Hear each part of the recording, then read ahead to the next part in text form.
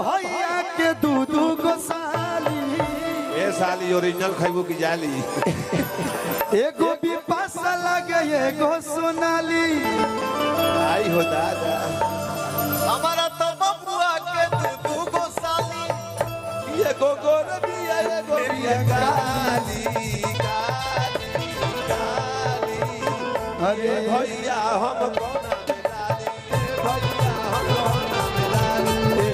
हम चमची में कि छपकी में कोना में डाली जी एक लाइन भैया मैं गाता हूँ। आप ही का ट्यून है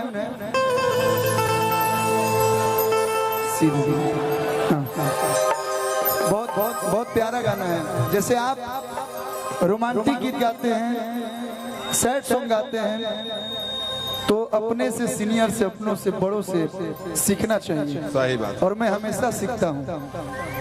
और आप जितना प्यार, जितना सम्मान हम सभी छोटे भाइयों को देते हैं, आप ऐसे ही देते रहिए। लोग क्या बोलता है क्या नहीं बोलता उस पे नहीं जाना है। क्या है, आप दिल के बहुत इमोशनल हैं, सबके रुआ है जे चढ़ा ली नहीं, लेकिन बहुत कम लोग बने जे हेजा डिजर्व कर ले चाहे हो जाता। बस हम ये कहब, मैंने आपका एक दो स्टेटमेंट सुना, यहाँ लगा। आपको कुछ बोलने का जरूरत नहीं है, एक लाइन आपके लिए। हमारा रहते बोल रे भैयावा कवना बात के चिंता बा। मैं दिखावा नहीं करता हूँ, मानता हूँ तो यहाँ से मानता हूँ। वो आप भी जानते हैं, हम भी जानते हैं, हम मिले या ना मिले, लेकिन यहाँ से जो प्यार करता है ना, वहाँ आपका बता देता होगा कि मेरा भाई है। तो मैं छोटा हूँ, मेरा कोई औकात नहीं, लेकिन आपके लिए ये सब भाई बोल रहे हैं। जितना भाई है जो जुटल बने सब कहते रहे। एक सेकंड जब भाई शब्द लग गया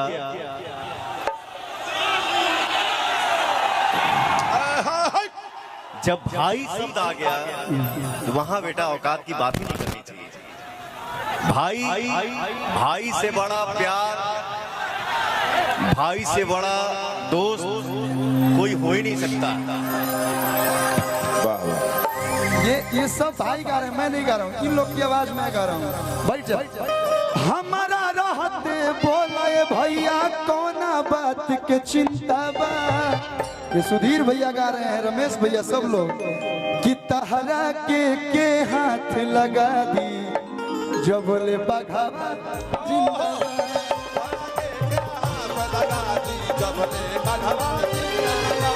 हमारा रहते ऐसा भैया के रहते बोला भैया कवना बात के चिंता बा।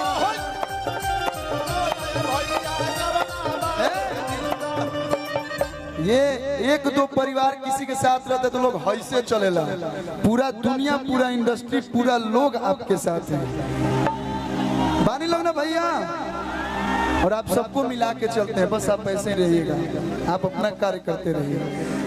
कि तहरा के हाथ लगा दी जब ले बाघावा हमारा के हाथ लगा दी जब ले कलुआ जिंदाबाद।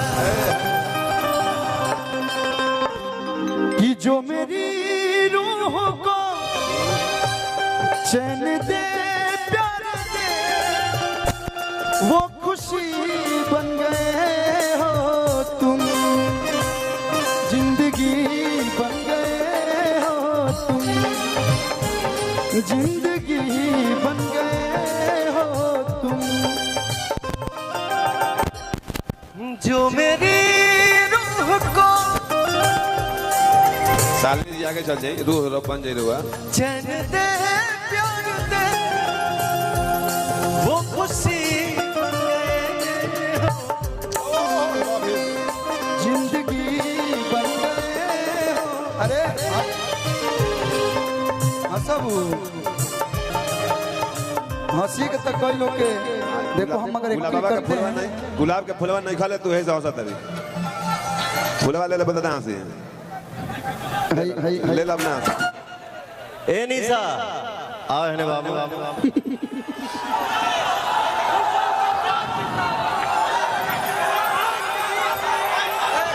3 and 2 जिंदाबाद जिंदाबाद हंसलू तो भाग हमार जाग जाए, हंसलू तो भाग हमार जाग जाए, हमारो जा हमारो उमर तोहरे के लाग जाए, जा हमारो उमर तोहरे के लाग जाए, हंसलू तो भाग हमार जाग जाए, हंसलू तो भाग हमार जाग जाए, जा हमारो उमर जा हमारो उमर तोहरे के लाग